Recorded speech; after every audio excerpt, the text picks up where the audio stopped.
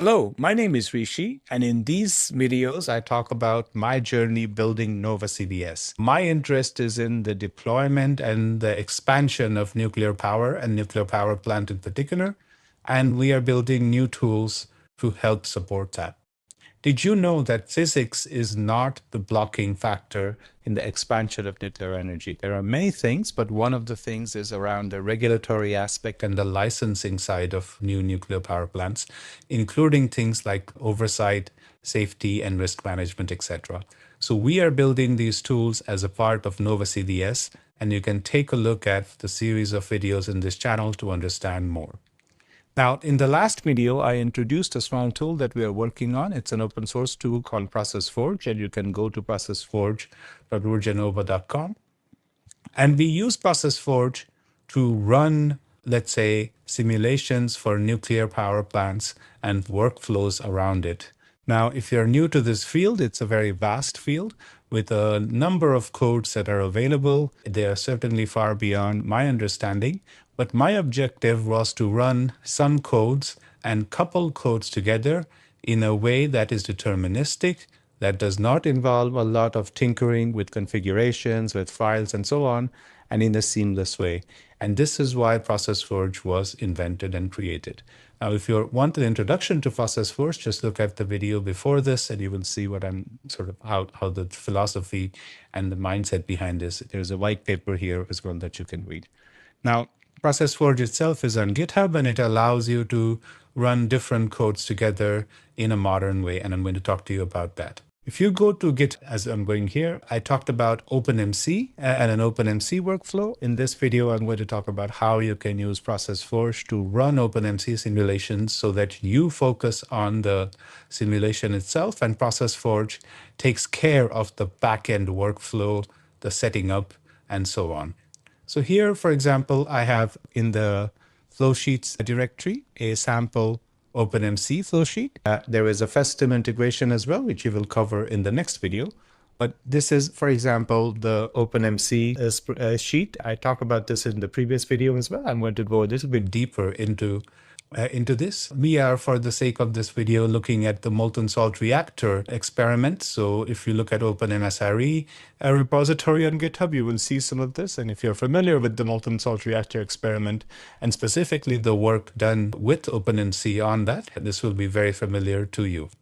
Here on line number 7 in the Processforge flowsheet, which again I talked about in the previous video, so go there, we define a provider. In this case, it is OpenMC. This is interesting. On line 10, I define the URL where Processforge will find this OpenMC, let's say, Docker container. Now, you can imagine doing this, for example, in a local host on your local machine.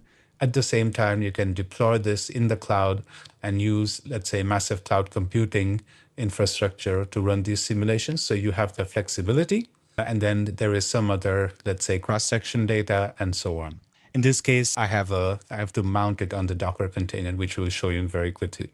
Then the rest should be quite familiar. The materials, exactly like what you had in the OpenMSRE experiment. And then you had the OpenMC solver, where this is a specific provider interface that is built in Processforge to abstract away all the OpenMC, let's say, internals. And here you have basically the configuration of the solver, and then the tallies and the outputs.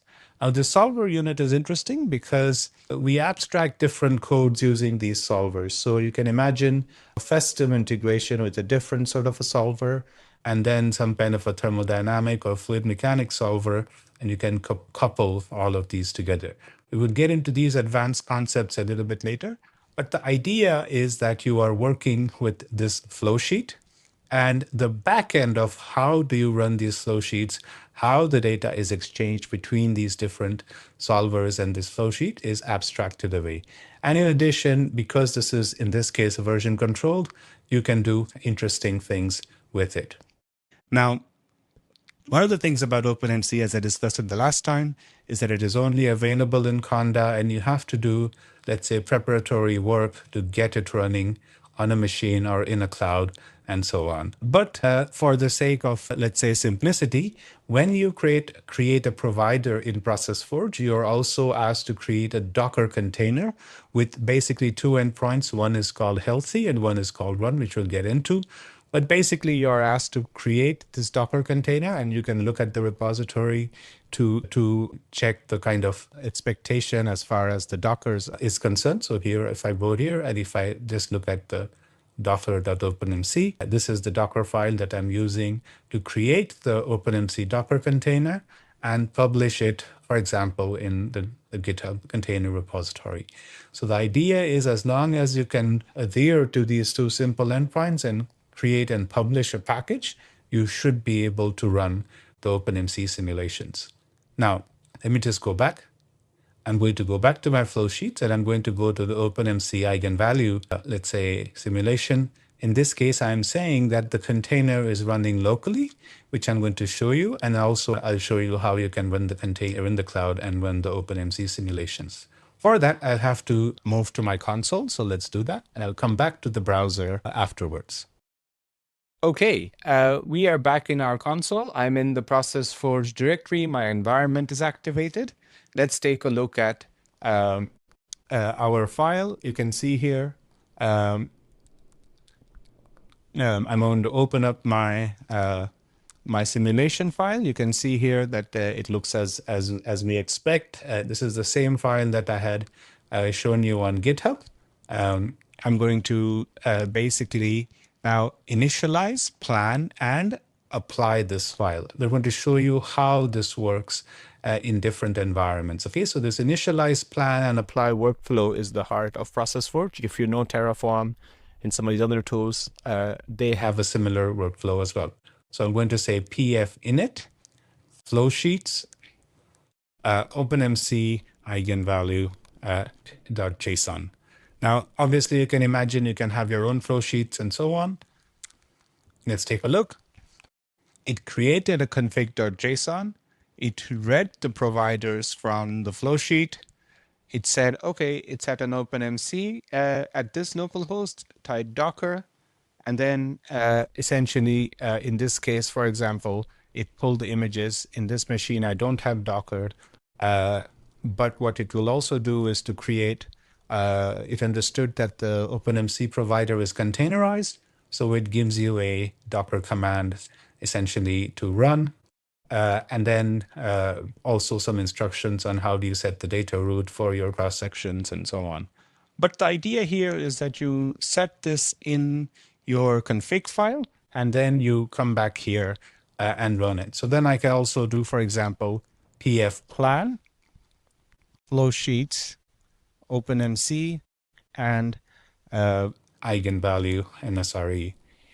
Here, what happened is because I haven't, let's say, turned on my computer, turned on my Docker instance, it said, okay, the URL is unreachable. So it won't allow you to move unless it checks the backend Docker service for it. Now, I'm not going to show you the Docker service here because I have my Docker service running in the cloud. Okay, so I'm going to show you my Railway setup so that you understand how this works. But let's just switch back to the browser.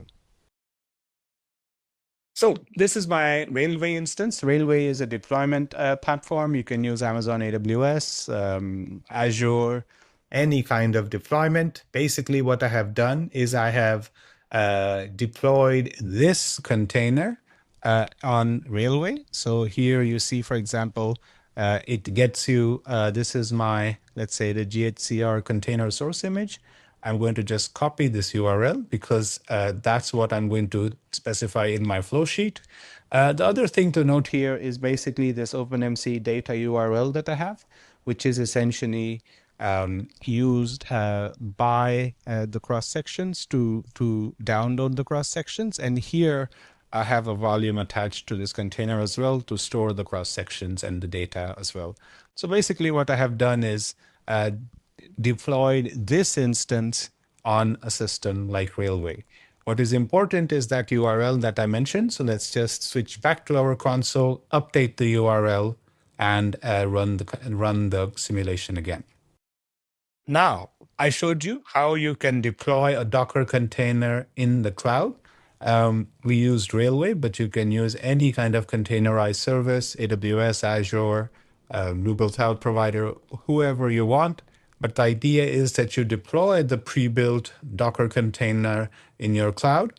In your flow sheet now, you update the URL to the URL of the container. It's all pre-packaged for you, so you don't have to, let's say, change any settings and so on. All you have to do is set that a link to the data or the cross-sections file, because OpenMC needs it, and deploy it on the cloud.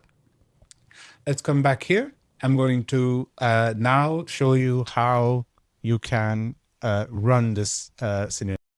So the only thing that we have changed is we have deployed our Docker container in the cloud, and then in the flow sheet, we have updated the URL. So now let's try to run our simulation. So I go the same thing, pf init, flow sheets, OpenMC, MSRE eigenvalue. Here, it said reading providers from here, and then it detected that it's a URL. So it is skipping the remote, let's say it is remote, and so it is skipping the local Docker controls. So it understands that. Now let's do pf plan, flow sheets, OpenMC, MSRE eigenvalue. Let's take a look at this. Here you can see all the things that it does with flow sheets, but here also you can see on provider health, this is the container health, and it is okay in the sense that the container upstream is healthy. Now I'm going to roll pf run, flow sheets, OpenMC, MSRE eigenvalue. Basically what it is doing now is it is taking the settings and the simulation data that we have provided in the flow sheet again, and then sort of sending it to the cloud via this post-run endpoint. So this contract is available in the GitHub. You can take a look at what the run endpoint does in the container. But what it is really doing is basically sending all of this into the cloud. The container runs the OpenMC simulation. So basically, there it's an openmc.run command with all the settings and so on. The provider takes care of abstracting it and doing it in OpenMC objects and so on, and it is running on the cloud. And once it is run, what we should see is a, let's say, a successful run. And I'm going to show you how the cloud logs look like. But what's happening is that you have set a container. It is available there. You are using your local command line to execute jobs remotely using the flow sheets. The flow sheet is the way you control the simulation, so you don't have to worry about the backend infrastructure of running these simulations. You just have to worry about the flow sheets. Now this seems to have run successfully. Let's check our cloud logs to see what's actually going on.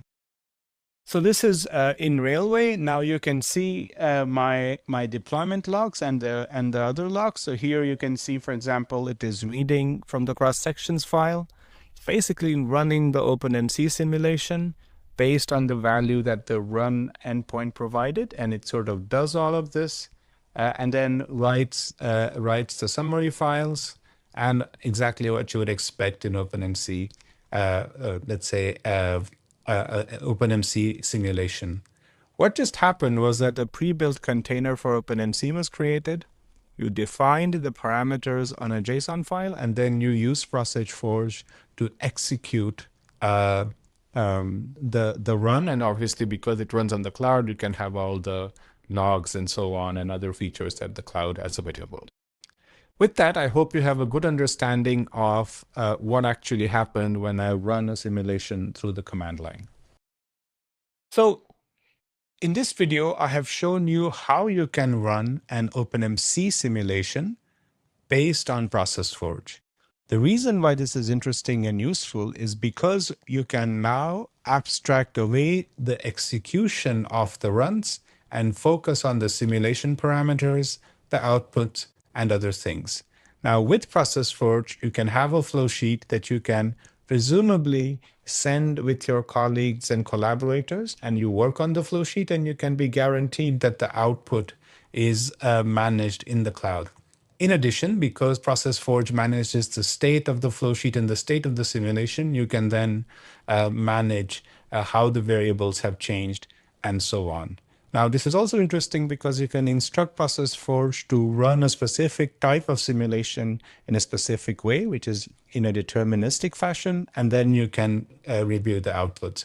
In the following videos, I'm going to show you a few other things where how you can run custom simulations, how you can couple things. And also, we're going to look at the output of this, meaning once you have run this simulation, what do we see as an output for example, an OpenMC simulation?